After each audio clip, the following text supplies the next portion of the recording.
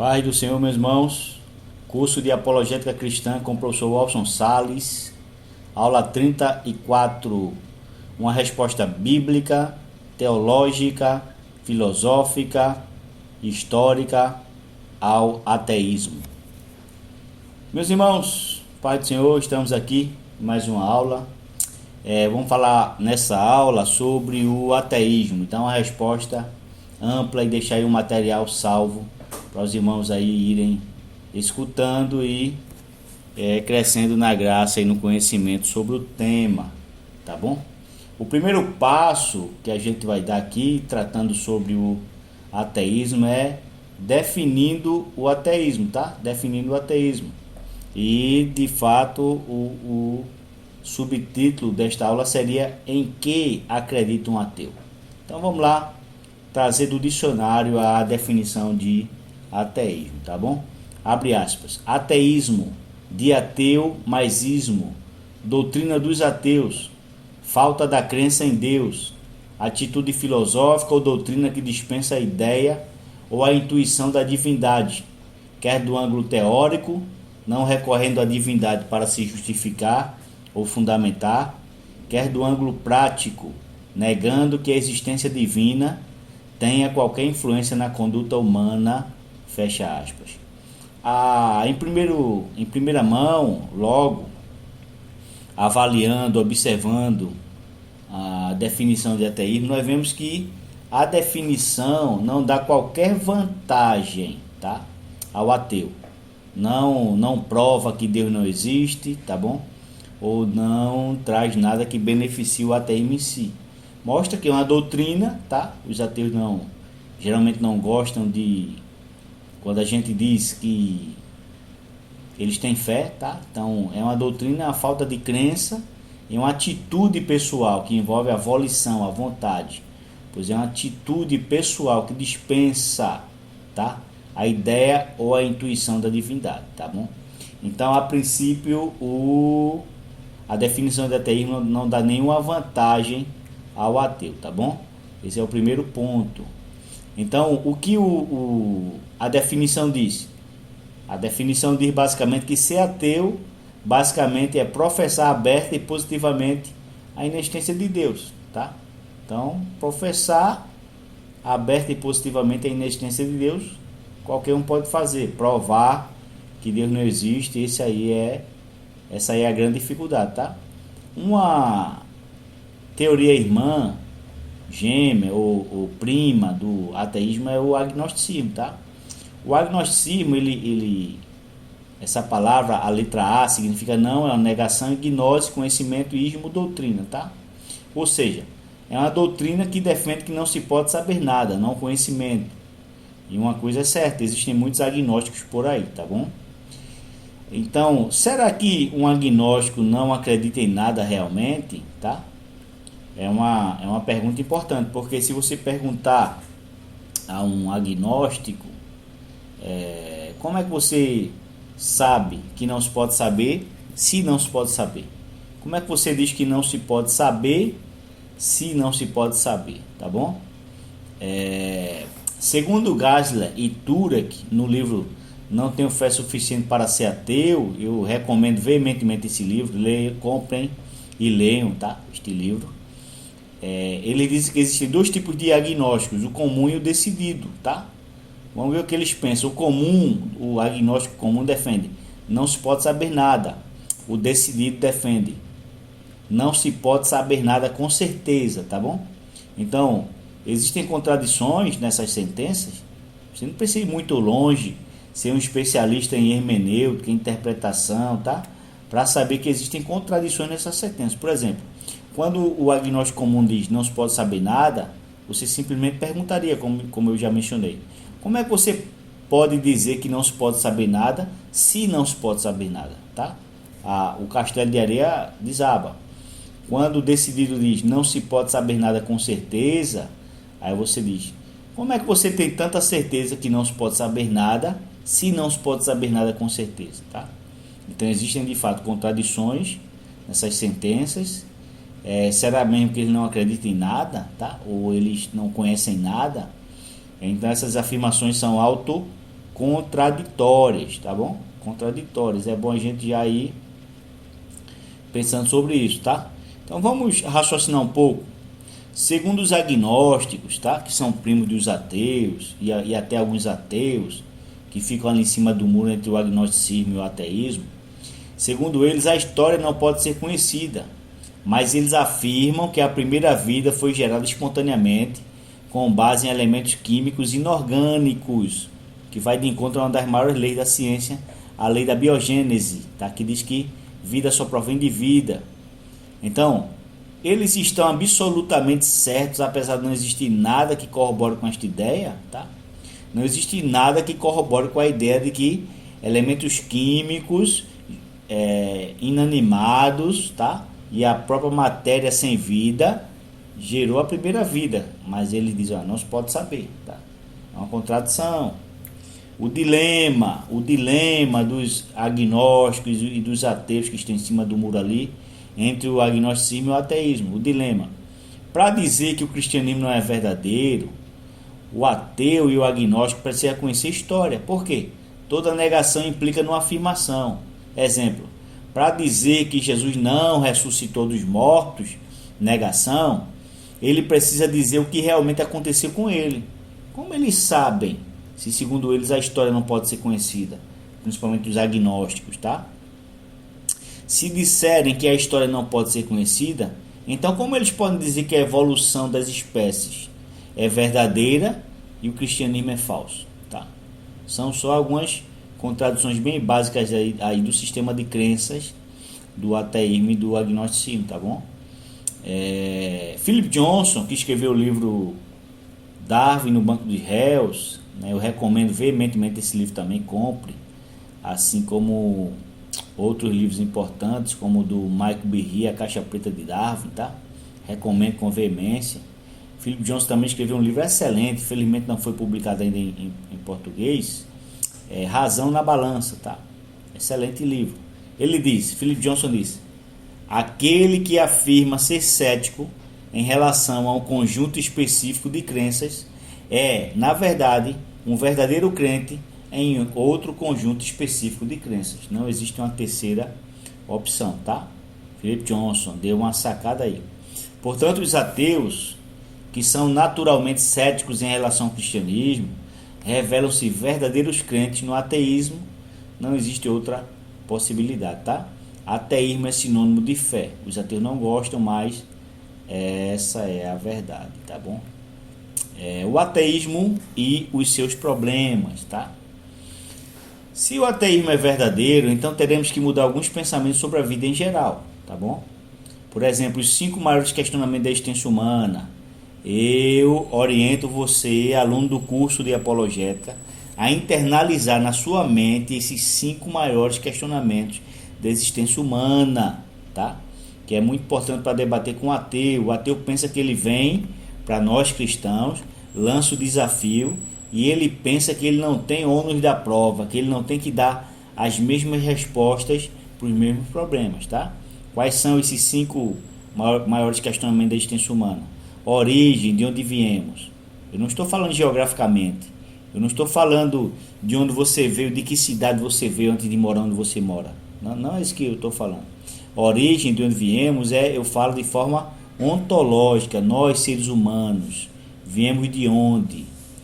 Nós somos apenas produto de uma evolução cega, sem uma mente inteligente por trás, tá? E não somente isso, de onde veio o próprio universo, tá? De onde veio exatamente todas as coisas, tá? Identidade, quem somos, tá? A Bíblia diz, revela que nós fomos criados à imagem e semelhança de Deus, tá bom? E que nós temos atributos, os atributos pessoais, tá? De Deus, os atributos comunicáveis de Deus, né? Os atributos comunicáveis, que são os atributos que Deus tem e passou para nós porque nós fomos criados à sua imagem e semelhança. Quais são esses atributos? Intelecto, emoção, vontade, consciência, razão e liberdade, tá? É o que nos torna humanos e o que nos torna pessoas com valor intrínseco, porque fomos criados à imagem e semelhança de Deus, tá? O terceiro, maior questionamento da existência humana, propósito. Por que estamos aqui? Tá? Jesus disse lá em João 17,3, né? Para que te conheçam a ti como Deus, o único Deus verdadeiro, e a Jesus Cristo a quem enviaste. Tá? Moralidade, como devemos viver, e por fim, destino, para onde vamos. Tá? Dizer que a maior aventura da vida é a morte. Quando o homem se depara com a morte, ele estremece nas bases, tá? Ele estremece nas bases, ele sente, estremece nas bases, tá bom? Dizem que, a Bíblia diz que Deus colocou a eternidade no coração do homem. O homem sabe que quando ele morrer, não será o fim de todas as coisas, tá? E a Bíblia diz que Deus colocou uma expectação terrível de juízo no coração do homem. Ele não apenas sabe que quando ele morrer não é o fim, ele sabe também de maneira inata que quando ele morrer, tá? Ele será julgado, tá bom? Então, esses 5 maiores questionamentos, você deve internalizar na mente aí, ajuda muito, tá? O ateu vem, lança desafio, se diz, olha, vamos começar aqui, vamos debater aqui por esses 5 questionamentos: origem, de onde viemos, identidade, quem somos, propósito, por que estamos aqui, moralidade, como devemos viver, e destino, para onde vamos, tá? Aí você começa por ali, você dá a sua versão, a versão cristã dos fatos, tá? E deixa ele dar a dele, tá bom? É importante é importante como a gente vê e responde e coloca lá e coloca o ateu, né? Para decidir o que ele vai falar sobre isso, sobre essas questões, tá? Quando ele começa a falar sobre as origens, você vê que ele não tem muito fundamento, tá? Por exemplo, Quentin Smith, um ateu que debateu com o filósofo cristão William Lane Craig, disse que se o universo foi criado do nada, por nada e para nada, tá? Isso é uma fé no acaso. Do nada, nada vem. Aristóteles disse que o nada é aquilo com que as pedras sonham, tá? Então, não faz sentido a resposta do ateu, tá? Para todos esses pontos, tá bom? A resposta a cada uma dessas perguntas, né, desses 5 maiores questionamentos da existência humana, depende da existência de Deus. Eu não nem sequer mencionei aqui o questionamento de Leibniz, que diz por que existe alguma coisa ao invés do nada, tá? Nem falei sobre o questionamento de Leibniz, tá?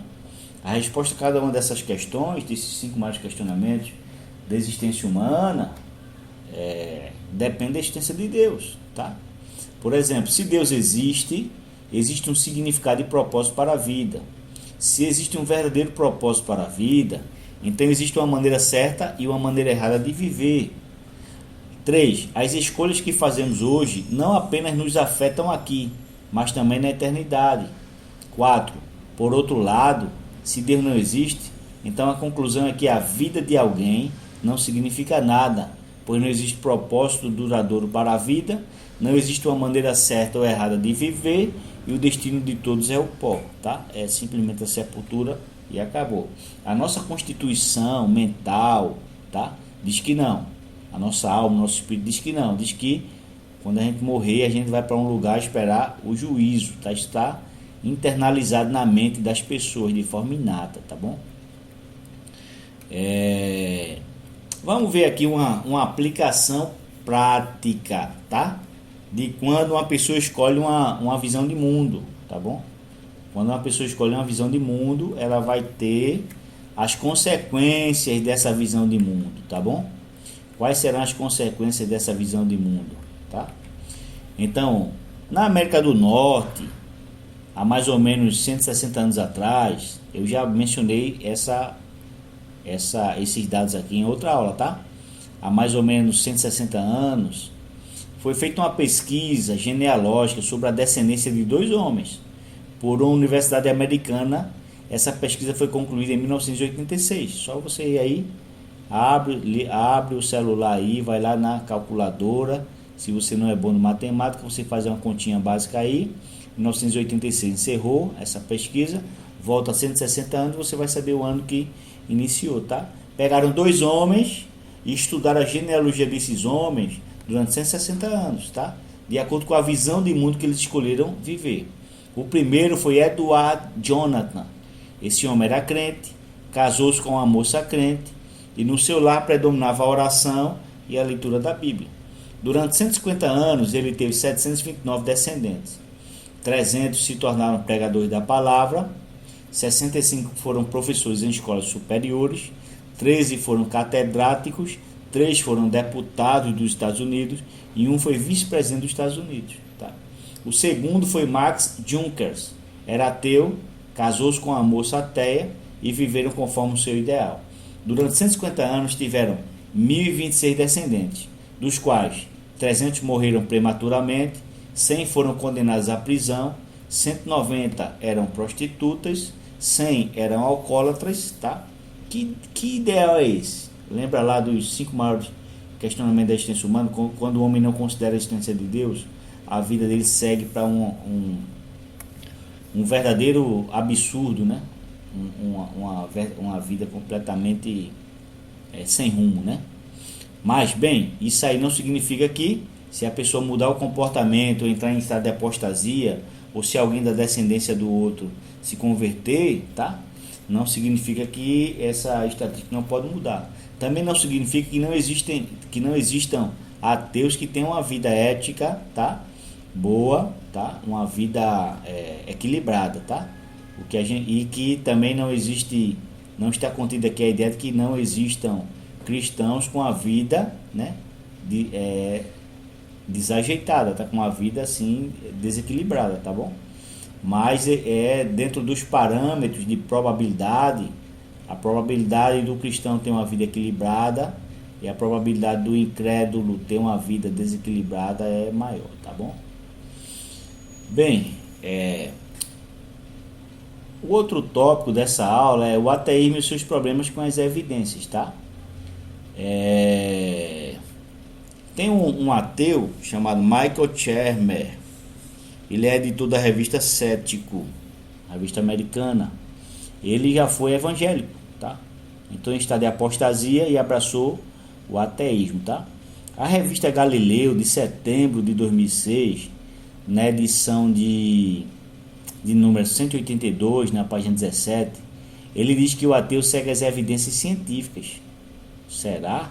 Será mesmo? Vamos lá. Primeiro, as evidências indicam que o universo passou a existir a partir do nada, tá? A teoria do Big Bang diz, o universo passou a existir a partir do nada, tá? Ou alguém criou alguma coisa do nada, visão cristã, ou ninguém criou alguma coisa do nada, visão ateísta, tá? Qual visão é mais científica? A visão cristã. Qual visão exige mais fé? A visão ateísta, tá? É uma questão séria. Outra coisa, a forma mais simples de vida, a ameba, contém uma quantidade de informações equivalente a 1000 enciclopédias britânicas. Os cristãos acreditam que somente um ser inteligente pode criar uma forma de vida simples com informação equivalente a 1000 enciclopédias britânicas. Os ateus acreditam que forças não inteligentes puderam gerar tudo, tá? Já falamos em uma aula aí sobre a questão do genoma humano e a quantidade de informação que existe em uma célula, tá? Falamos aí, os irmãos puderam ver, tá?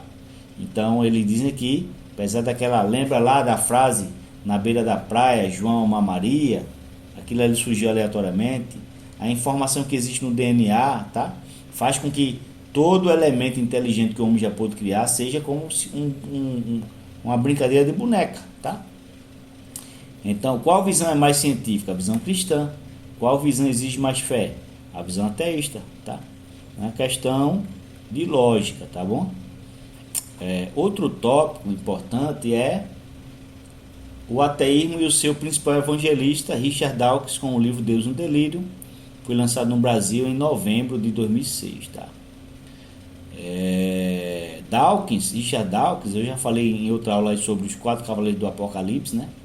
Do neoateísmo, né? Dawkins, Dennett, Harris e Hitchens, né?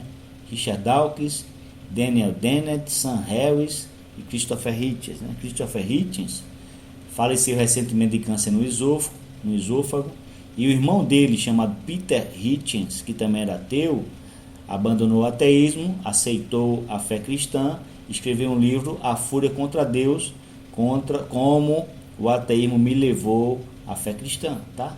Infelizmente esse livro ainda não foi publicado no Brasil, tá bom? Mas ele conta nesse livro a trajetória dele dentro de um país estritamente comunista, fechado e tal, e como o Estado comunista, tá?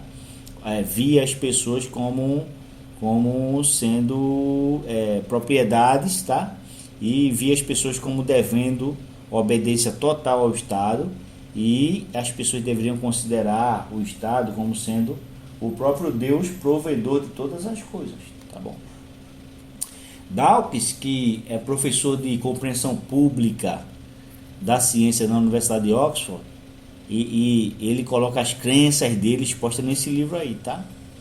A revista super interessante, na edição 242 de agosto de 2007, ele diz: meu grande sonho é a completa destruição de todas as religiões do mundo, tá bom? Realmente ele é um ateu radical, tá certo?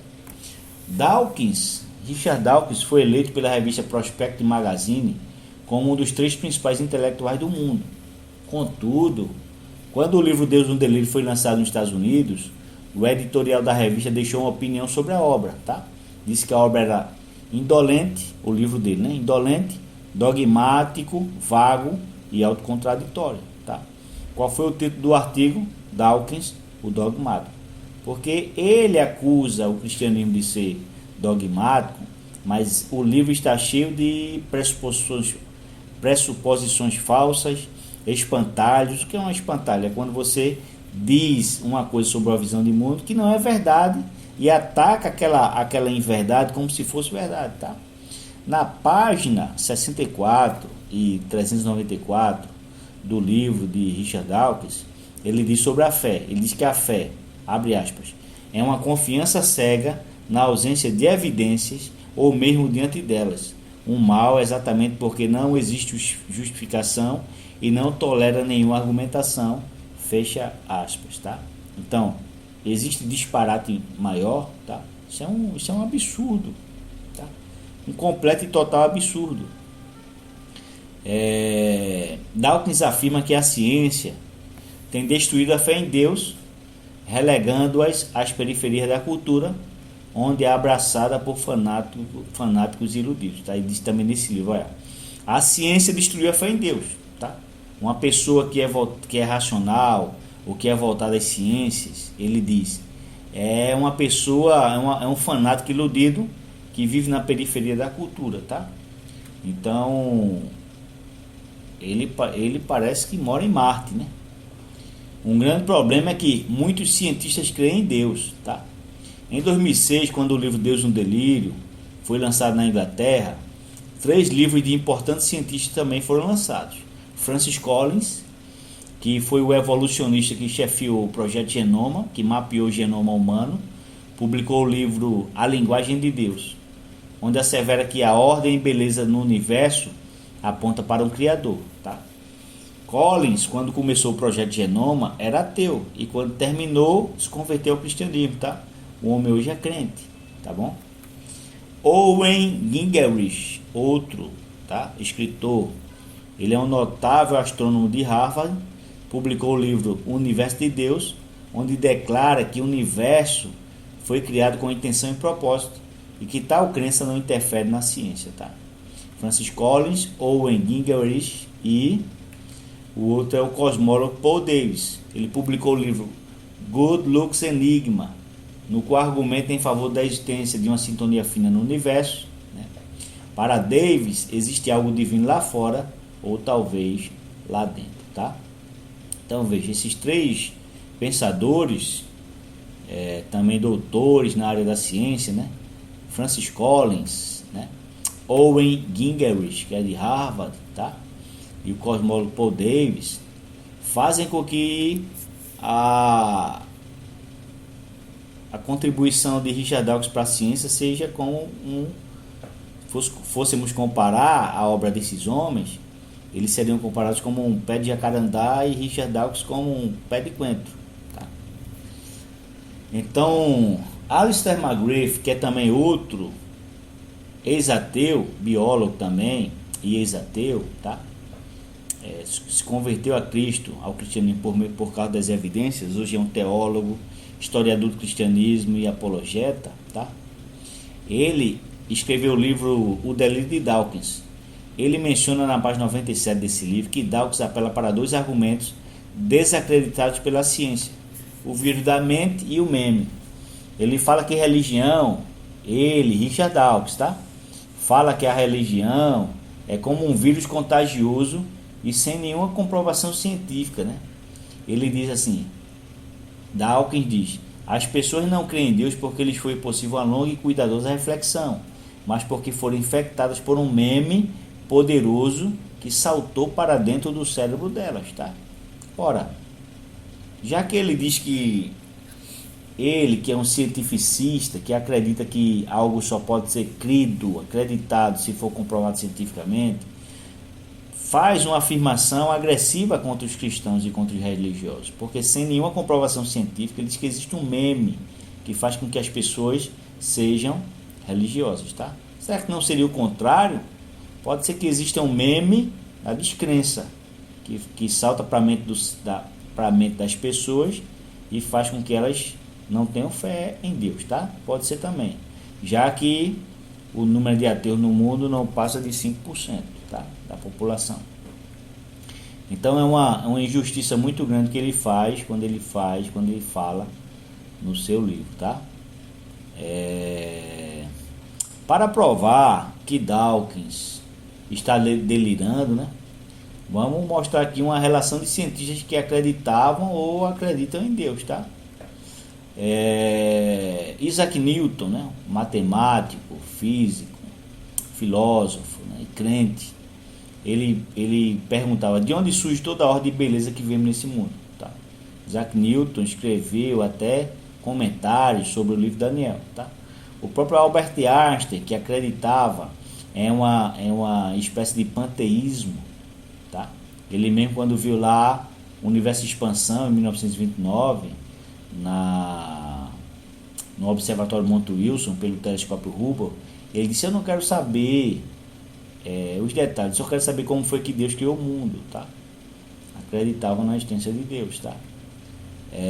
No livro Cosmos, Bios, Theos, cujo texto foi produzido por 60 cientistas de todo o mundo, inclusive 24 desses cientistas foram ganhadores do prêmio Nobel, Henry Marginot, co-editor e físico da Universidade de Yale, argumenta que só há uma resposta convincente para explicar a enorme complexidade e as leis do universo: a criação por um Deus onisciente e onipotente, tá? Esse livro, Cosmos, Bios, Theos, eu comprei esse livro e fiz um apanhado, tá? Escrevi um livro chamado A Existência de Deus e os Ateus. Eu fiz um apanhado desse livro citando alguns desses 60 cientistas e coloquei como apêndice do livro a Existência de Deus e os Ateus, uma apologética com diálogo, tá? Coloquei como apêndice desse livro, tá bom? E deu 12 páginas de A4, tá?